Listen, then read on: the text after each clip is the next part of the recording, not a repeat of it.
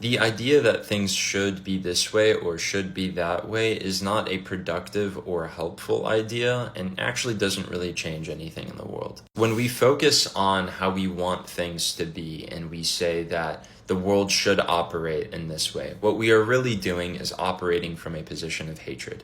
Hatred meaning that we are rejecting the fundamental truth of reality. We're rejecting the condition of things as they are in favor of this condition that should exist in the future or should have existed in the past. But the past and the future aren't real places. They are abstractions of the mind.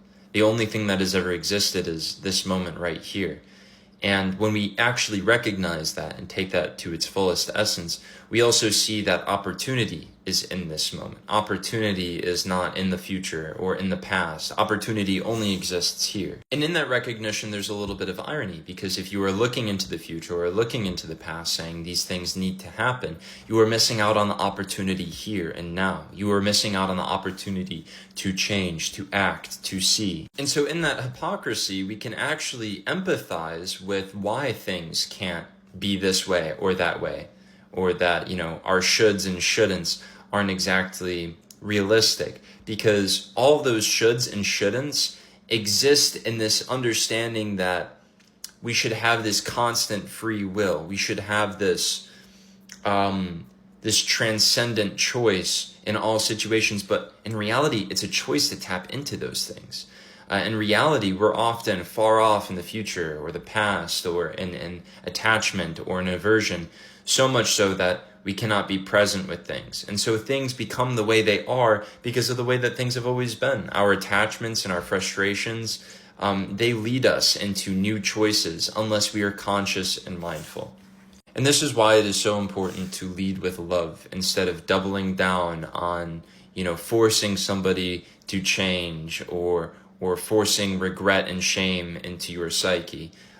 These things are not helpful, because the only reason you ever did those things that you regret or you think should be a different way is because you weren't acting consciously. You were acting out of this deterministic place. And this is why I'm a compatibilist, right? Because there is this free, conscious, opportunistic moment that exists in the present, but it is not something that we are always tapped into. And that is the grand school of life. That is why we are here, to learn to tap into that present moment. Because the disconnection with that present moment is what we characterize depression with, is what we characterize sadness and emptiness and nihilism with. And this is why I often don't engage in political talk. It's not because I don't care about the affairs of the world or because I'm ignorant to them.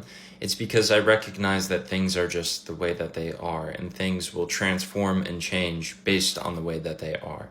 I can't say that reality should be like this or reality should be like that, because everything is emergent.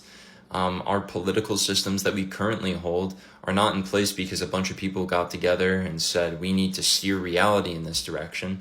It's because a bunch of people got together and said we all feel this way based on previous life events and things that have happened to us. And so history has taken its course, right?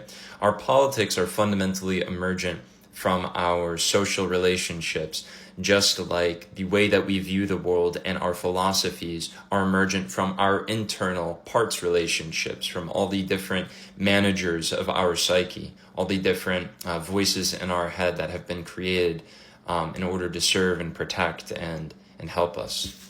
Anyways, I'm going to be I have a job, so I haven't been able to make content recently, but I'm going to be making more of these long-term, very relaxed rants. I've noticed that I got away from it, probably because I was looking at views. I don't know why I did that, and it's kind of weird. You try to abstain so much from crafting an image on social media, but I think I ended up falling into that trap, so coming back, trying to be more real. I feel like I've done this like 4 times, and just push out some thoughts for you guys, because it's not like I lack them. I just think, this would make a good video. Anyways, if you're still here at the end of the video, I love you. If you want to support me, I have a Substack and a Discord that you can join. See you in the next video. Stay curious.